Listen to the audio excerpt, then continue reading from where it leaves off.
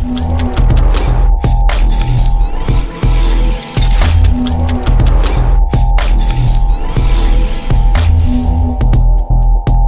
പ്രമാണിച്ച് നിരവധി കാലങ്ങളായി മുടങ്ങിക്കിടന്നിരുന്ന സപ്ലൈകോ പ്രവർത്തനങ്ങൾ ആരംഭിച്ചു. ഈ ഓണം കേരള സർക്കാർ പ്രത്യേകം സപ്ലൈകോവിനൊപ്പം തൊടുപുഴ നഗരസഭയുടെ പഴയ മുനിസിപ്പൽ മൈതാനത്താണ് സപ്ലൈകോയുടെ ജില്ലാതല വിതരണ കേന്ദ്രം.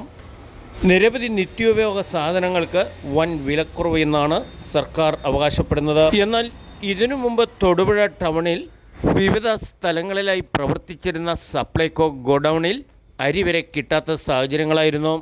ഏറെ കാലങ്ങളായിട്ട് നിത്യോപയോഗ സാധനങ്ങൾ ഒന്നും തന്നെ റിഡക്ഷൻ രീതിയിൽ കിട്ടാറില്ലായിരുന്നു കസ്റ്റമേഴ്സിന്.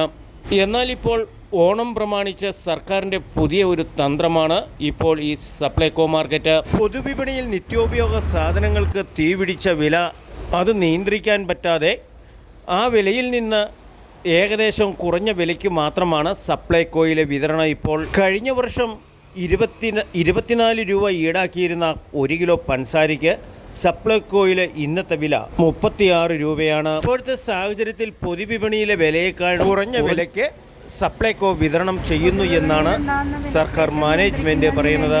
സപ്ലൈകോ എല്ലാ കൊല്ലവും സാധാരണക്കാർക്ക് ഒരു കൈത്താങ്ങിന് വേണ്ടി ജില്ലാ ഫെയറുകളും താലൂക്ക് ഫെയറുകളും സംഘടിപ്പിക്കാറുണ്ട്.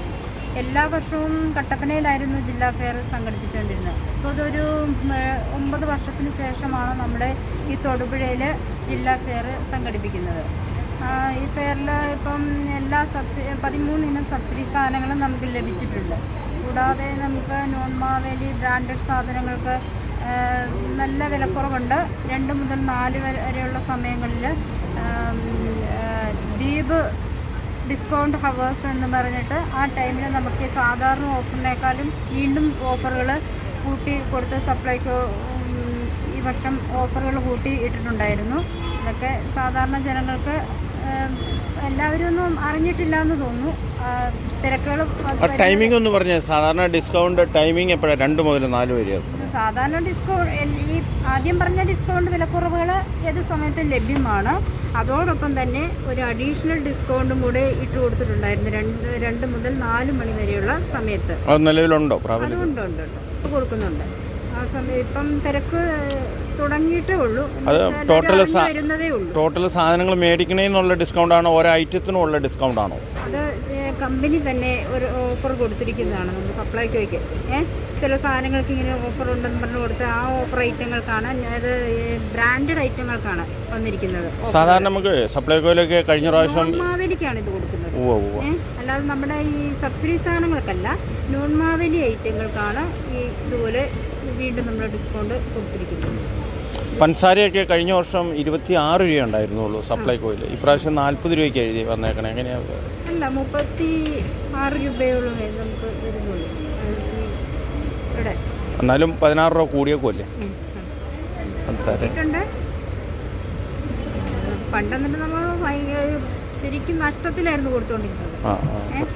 അതിൻ്റെ ഒരു വ്യത്യാസമുണ്ട്. ഇതുപോലെ തന്നെ ഐറ്റങ്ങൾ മറ്റ് സപ്ലൈകോ ഓഫീസുകളിലും ജില്ലാതല നമ്മൾ എത്തിച്ചു കൊടുത്തിട്ടുണ്ട്. എല്ലാ ഔട്ട്ലെറ്റുകളിലും പരമാവധി. പിന്നെ കിറ്റിൻ്റെ നമ്മൾ AAV കിറ്റും ഒക്കെ ചെയ്തുകൊണ്ടിരിക്കുന്നതിൻ്റെ ഒരു തിരക്കുകളൊക്കെ ഉണ്ട്.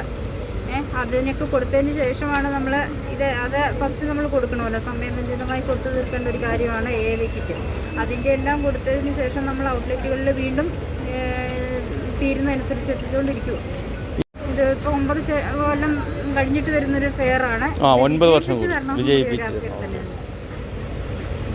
നഷ്ടത്തിൽ ഓടിക്കൊണ്ടിരുന്ന സപ്ലൈകോയിനെ പിടിച്ചു നിർത്താൻ വേണ്ടിയാണ് ഇങ്ങനെയൊരു വില നിലവാരം. 24 രൂപയ്ക്ക് കൊടുത്തുകൊണ്ടിരുന്ന പഞ്ചസാര ഇപ്പോൾ 36 രൂപയ്ക്ക്. റേഷൻ കാർഡിന് 20 രൂപ നിരക്കിൽ കൊടുത്തുകൊണ്ടിരുന്ന അരിക്ക് 36 രൂപയുമാണ് ഈടാക്കുന്നത്. അപ്പോൾ ചുരുക്കത്തിൽ ജനങ്ങൾ വെട്ടിലാവുകയാണ്. പൊതുവിപണിയിലെ അനധികൃതമായി കൂടിക്കൊണ്ടിരിക്കുന്ന വില നിലവാരം നിയന്ത്രിക്കാൻ പറ്റാത്ത നമ്മുടെ സർക്കാർ ഇപ്പോൾ പൊതുവിപണിയിൽ കിട്ടുന്ന വിലയേക്കാളും 10 രൂപ അല്ലെങ്കിൽ 5 രൂപ കുറച്ചാണ് സപ്ലൈകോയിൽ വിതരണം. നാട്ടുരാജ്യ ന്യൂസിന് വേണ്ടി ക്യാമറയാൻ റിപ്പോർട്ടിംഗ് തൊടുപുഴയിൽ നിന്നും KK വിജയൻ.